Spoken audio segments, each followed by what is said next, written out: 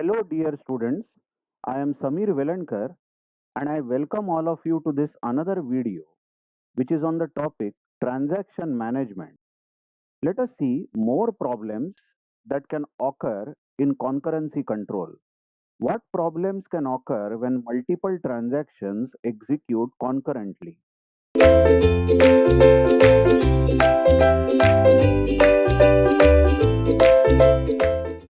See this, the problem here that we are discussing is called unrepeatable read problem or non-repeatable read problem. In short, it is called read-write problem or read-write conflict.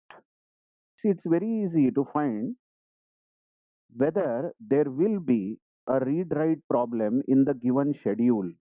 Let's say this is the concurrent schedule given where T1 and T2 are running concurrently. So in this concurrent schedule, there are two transactions, T1 and T2 running.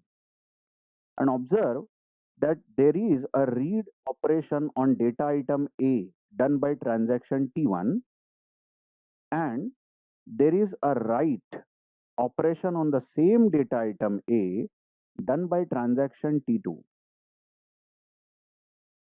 Check that we are not talking about this read, not this conflict. Check that same data item A is first read by a transaction T1 and that data item A is written by transaction T2, then unrepeatable read problem may occur. Check my word. It may occur. How come? To understand this unrepeatable read, you have to first of all recall the property given in the ACID properties. A was for atomicity, C for consistency, I for isolation, and D for durability. Now, actually, we have to pay attention to isolation property. Although these two transactions T1 and T2 are running concurrently in the same schedule, but each of these transactions, T1 or T2, each of them have to assume that they are running alone. They are running in isolation. It is as if no other transaction is running with T1 and there is no other transaction running in T2. So that's what is the isolation property all about. And this isolation property must be seen and preserved in concurrent schedule. So how is this isolation property not obeyed or not seen in this schedule? Let's see. Transaction T1 reads the value of A. Let's say A is some value like 100. It has read it. Then immediately it gets preempted and gives chance for T2 to run. And T2 also reads the value of A. Obviously, it will read same value. Let's say A is 10,000. Okay. So A will be 10,000 here also because no changes have been done to A till now. After that, T2 is decreasing A by 1000. So A becomes 9000 and it writes the value of A in the local buffer. This write A does not update the value in DB store. So there was a local buffer in which A is 10,000. Then local value of A in T1 is 10,000. But now local value of A in T2 is 9000 and it is writing that value in the buffer. Correct? So A now is 9000. And after that, this T2 preempts and T1 gets a chance to execute. Now please don't question here why this is happening, but let's say that T1 tries to read the value of A again. Please don't challenge that why does it read A? It has just now read A. Anything can happen in the operations. So suppose we are reading the value of A again over here. Obviously A will be read from the buffer because buffer has the data A.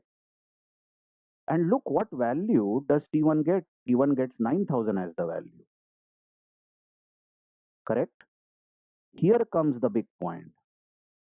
T1 has now a point to make. T1 will object this value because T1 says last time when I read A was 10,000.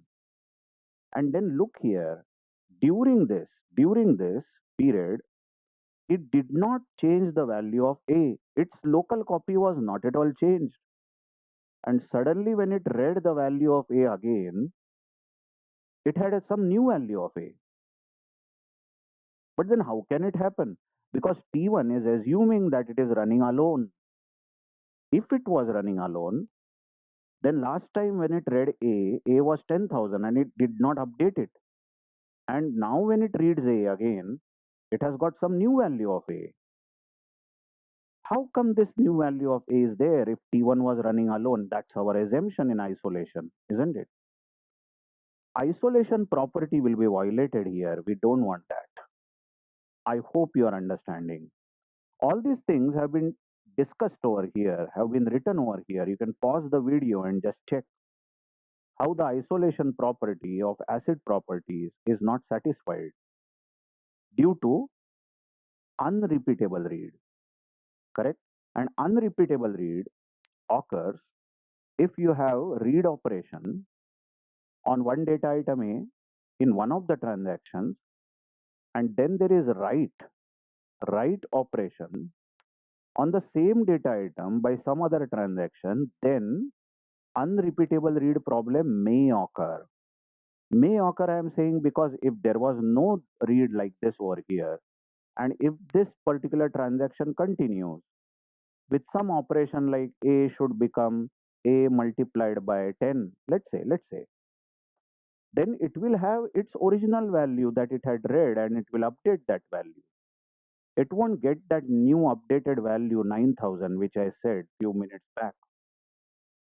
So if read and write are in tandem like this, and then there is read again, then this new value written by T2 will be read by our new transaction, and then it will say, how come I was working in isolation? How come this new value has arrived? That's it. That is unrepeatable read. See you in the next video. Thank you.